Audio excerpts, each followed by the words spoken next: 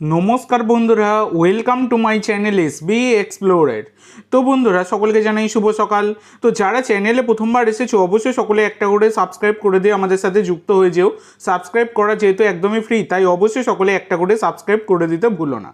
তো বন্ধুরা, ব্যাপারটা হচ্ছে তোমরা সকলেই জানো গতকালকে কেকেআর প্রথম ম্যাচে মাঠে নেমেছিল।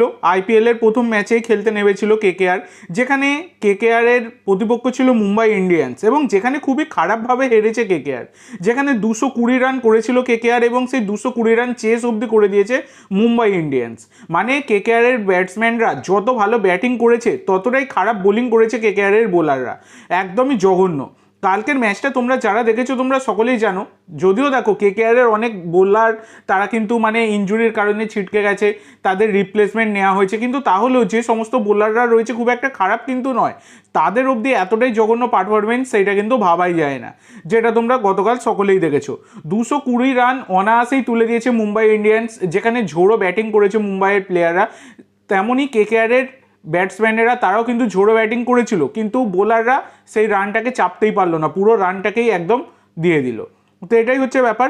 তো যাই হোক, কেকেআরের কালকে এই ম্যাচের পর তোমরা সকলেই দেখেছো ক্রিস গ্রিন, তাকে কিন্তু বোলিং দেওয়া হয়নি। সেইটা নিয়েও কিন্তু অনেক প্রশ্ন উঠেছে যে ক্রিস গ্রিন তাকে কেন বোলিং দেওয়া হয়নি, সব কিছুটা নিয়ে আলোচনা করব। তো ক্রিস গ্রিনকে কেন বোলিং দেওয়া হয়নি এই বিষয়টা নিয়ে রাহানেকে জিজ্ঞাসা করা হলে রাহানে বলেছেন যে এটা আপনারা ক্রিকেট অস্ট্রেলিয়াকে গিয়ে জিজ্ঞাসা করুন, অস্ট্রেলিয়ার ক্রিকেট ফেডারেশনকে গিয়ে অ্যাসোসিয়েশনকে গিয়ে জিজ্ঞাসা করার কথা বলেছেন। তো এই রকম একটা বড়ই মন্তব্য তিনি করেছেন। এছাড়া রাহানে আরও বলেছেন গ্রিন শীঘ্রই বোলিং শুরু করলে কম্বিনেশনটা কিছুটা ভিন্ন হবে। এই মুহূর্তে আমাদের ভারসাম্যটা দেখতে হবে, এমন খেলোয়াড় যারা আমাদের জন্য ভালো বোলিং করতে পারে। ব্যাটিংয়ের কথাই যদি বলি, আমরা খুব ভালো ব্যাট করেছি, কিন্তু বল হাতে সেই ভারসাম্যটা খুঁজে বের করাটাই খুবই গুরুত্বপূর্ণ। তাই আশা করছি গ্রিন শীঘ্রই বোলিং শুরু করবে, এটা কিন্তু তিনি বলেছেন। এছাড়া রাহানে আরও বলেছেন, আমার মনে হয়েছিল 220-225 রান একটি ভালো স্কোর। আমার ব্যাটিং খুব ভালো করেছি আমরা, কিন্তু আবারও অনভিজ্ঞ বোলিং আক্রমণ। মুম্বাই ইন্ডিয়ান্সের শক্তিশালী ব্যাটিং লাইন আপের বিপক্ষে খেলাটা আমাদের জন্য একটা বড়ই শিক্ষণীয় অভিজ্ঞতা। বৈভব, কার্তিক, মুজারবানি ছাড়া আমরা আইপিএলে অতটা অভ্যস্ত নই। এছাড়া দুজন অভিজ্ঞ স্পিনার আছেন, কিন্তু আমার মনে হয়েছে মুম্বাই ইন্ডিয়ান্স ব্যাটিং ভালো করেছে, তাই আমাদের বোলাররা অবশ্যই শিখবে, এটা কিন্তু জানিয়েছেন রাহানে।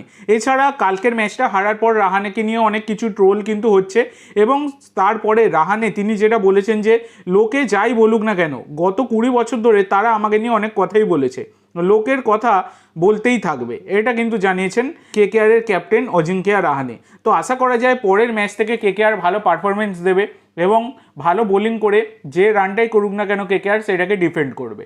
তো তোমাদের কি মনে হয় অবশ্যই সকলে কমেন্ট করে জানাতে ভুলো না। তো আজকের জন্য এইটুকু বন্ধুরা, ভিডিওটি ভালো লাগলে অবশ্যই লাইক করো, শেয়ার করো। আমার চ্যানেলে প্রথমবার এসে থাকলে চ্যানেলটি সাবস্ক্রাইব করো আর কমেন্ট করে জানাও ভিডিওটি কেমন লাগলো। ধন্যবাদ।